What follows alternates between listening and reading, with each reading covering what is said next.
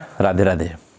श्रीमद् भगवद गीता के तृतीय अध्याय कर्मयोग के छठे श्लोक में भगवान अर्जुन से कहते हैं कि हे अर्जुन, कर्मेन्द्रियाणि संयम्य ययास्ते मनसा स्मरन् इंद्रियार्थान् विमूढ़ात्मा मिथ्याचार स उच्यते।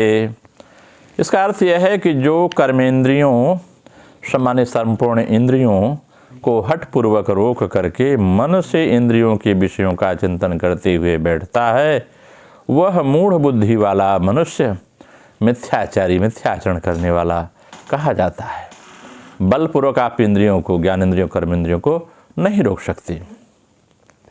यहाँ पर ज्ञानेंद्रियाँ और कर्मेंद्रियाँ की बात गीता में की गई है। 5 कर्मेंद्रियाँ हैं, वाक, हस्त, पाद, उपस्थ और गुदा। ये ही नहीं है, प्रत्युत इनके साथ 5 ज्ञानेंद्रियाँ भी हैं। वो कौन सी हैं? कहते हैं स्रोत है, त्वचा है, नेत्र है, रसना है और घ्राण है। क्योंकि ज्ञानेंद्रियों के बिना केवल कर्मेंद्रियों से कर्म नहीं हो सकते। इसके सिवाय केवल हाथ, पैर आदि कर्मेंद्रियों को रोकने से, आँख, कान आदि ज्ञानेंद्रियों को न रोकने से पूरा मिथ्याचार भी सिद्ध नहीं होता। गीता में कर्मेंद्रियों के अंतर्गत ज्ञानेंद्रियों की भी बात की गई है। इसलिए गीता में कर्मेंद्रिय शब्द जब आवे तो उसको हमें ज्ञानेंद्रियां भी साथ में मान लेना चाहिए।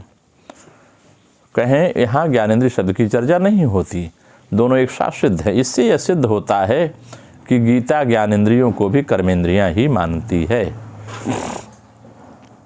संयम्य का अर्थ होता है कि इंद्रियों का अच्छी तरह से नियमन, अर्थात उसे अपने वश में करना। तथापि यहाँ इस पद का अर्थ इंद्रियों को वश में करना न होकर उन्हें हठपूर्वक बाहर से रोकना ही है। कारण कि इंद्रियों के वश में होने पर उसे मिथ्याचार कहना नहीं बनता। मूढ़ बुद्धि माने असत असत में विवेक से रहित जो है मनुष्य, बाहर से तो इंद्रियों की क्रियाओं को हठपूर्वक रोक लेता है। मैं बाहर नहीं जाता, बाहर नहीं खाता, मैं किसी की तरफ नहीं देखता, लेकिन वो खाने पीने सेवन की वस्तु आती है, वो लालायित होता है, मन में उसकी तरंगे रहती हैं। बाहर से तो वो हठपूर्वक रोक लेता है, पर मन से उस इंद्रियों को विषयों का चिंतन करता रहता है और ऐसी स्थिति को क्रिया रहित मान लेता है। इसलिए वह मिथ्याचारी अर्थात मिथ्याचरण करने वाला कहा जाता है। यद्यपि उसने इंद्रियों के विषय को बाहर से त्याग दिया है और ऐसा समझता है कि मैं कर्म नहीं करता हूँ, तथापि ऐसी अवस्था में भी वह वस्तु कर्म रहित नहीं हुआ है। कारण कि बाहर से क्रिया रहित देखने पर भी अहमता, ममता और कामना के कारण रागपूर्ण विषय चिंतन के रूप में विषय भोग रूप कर्म तो कर ही रहा है। सांसारिक भोगों को बाहर से भी भोगा जा सकता है और मन से भी। बाहर से रागपूर्वक भोगों को भोगने से अंतःकरण में भोगों के जैसे संस्कार पड़ते हैं, वैसे ही संस्कार मन से भोगों को भोगने से अर्थात रागपूर्वक भोगों का चिंतन करने से भी पड़ते हैं।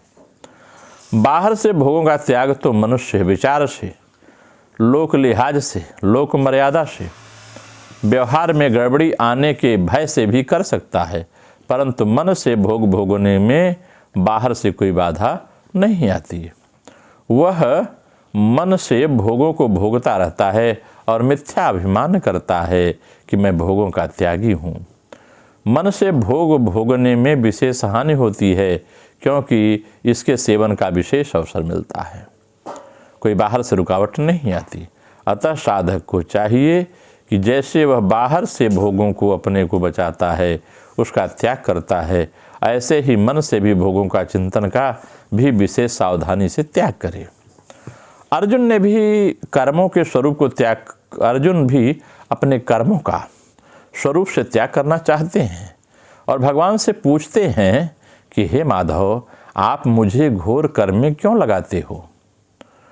उसके उत्तर में यहाँ भगवान कहते हैं कि जो मनुष्य अहमता, ममता, आसक्ति, कामना आदि रखते हुए केवल बाहर से कर्मों का त्याग करके अपने को क्रिया रहित मानता है, उसका आचरण मिथ्या है। अर्जुन, तात्पर्य है कि साधक को कर्मों के स्वरूप से त्याग न करके उन्हें कामना आसक्ति से रहित होकर तत्पूर्वता पूर्वक कार्य को करना चाहिए। बाहर से रागपूर्वक भोग भोगने से जैसा संस्कार पड़ता है वैसा ही संस्कार मन से भोग भोगने से, मन से भोगों के चिंतन रस लेने से पड़ता है। भोग की याद आने पर उसकी याद में व्यक्ति रस लेता है और कई वर्ष बीतने पर भी वह भोग ज्यों का त्यों ताज़ा उसके मन विचार में बना रहता है। अतः भोग के चिंतन से भी एक नया भोग बनता है।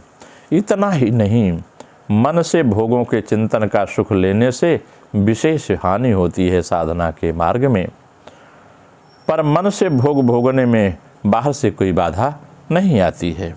अतः मन से भोग भोगने का विशेष अवसर मिलता है व्यक्ति को।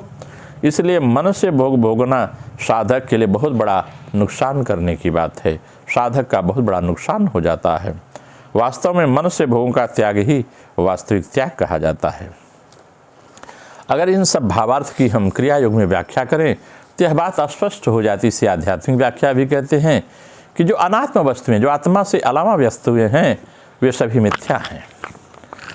उसमें मन लगाना केवल मिथ्या की उपासना मात्र है। फलाकांक्षा रहित होकर जो प्राण कर्म हैं उनमें जो मन लगा सकता है वही अच्छा है, वही शीघ्र ही आत्माराम हो जाएगा। और जो इंद्रियों के व्यापार में मस्त हो रहे हैं वे मूर्ख हैं, वे ज्ञानी नहीं हैं। वे अपने को भवसागर से पार नहीं ले जाना चाहते, वे ले जाने के लिए उत्सुक भी नहीं हैं, क्योंकि उनका मन सत्य वस्तु को छोड़कर असत्य में लगा है। इस प्रकार के आदमी को जो थोड़ा बहुत सुख मिलता है वह कुछ नहीं है। ऊपर का अंश मीठा लगता है और भीतर विष भरा हुआ है। ऐसे लोग अपने बुद्धि के गर्व से क्रिया नहीं करते, केवल शास्त्र वाक्य रट लेते हैं और रटा रटाया बोलते हैं। ब्रह्म विषयक बात करने पर भी उनका मन विषय लोलुप रहता है।